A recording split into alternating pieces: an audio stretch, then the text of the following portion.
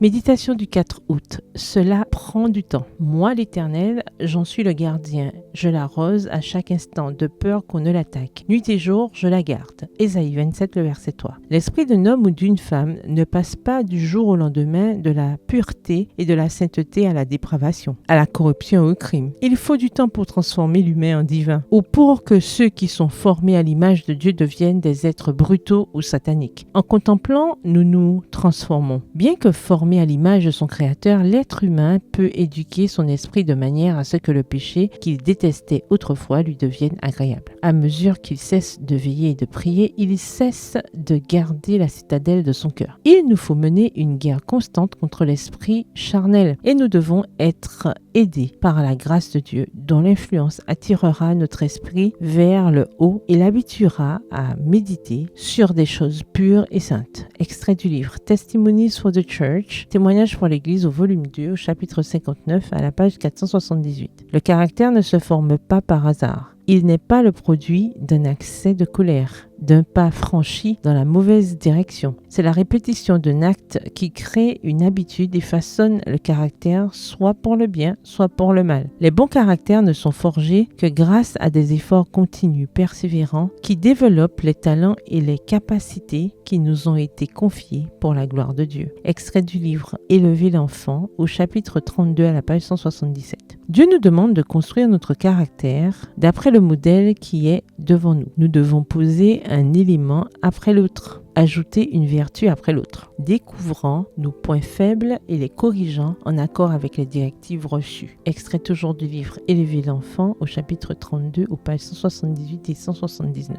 Le Seigneur nous donne la force, les facultés de raisonnement et le temps pour que nous puissions forger des caractères sur lesquels il puisse apposer le sceau de son approbation. Il désire que chacun de ses enfants développe un caractère noble en accomplissant des actes purs, élevés, pour qu'à la fin, il puisse présenter un édifice symétrique, un beau temple honoré par l'homme et par Dieu. Celui qui veut devenir un merveilleux édifice pour le Seigneur doit cultiver toutes les facultés de son être. C'est seulement par le bon usage des talents que le caractère peut se développer de façon harmonieuse. Employons pour ces fondations ce que la parole de Dieu appelle de l'or, de l'argent et des pierres précieuses, voir 1 Corinthiens 3, le verset 12, matériaux capables de résister à l'épreuve purificatrice du feu divin. Extrait toujours du livre Élever l'enfant, le chapitre 32 à la page 179.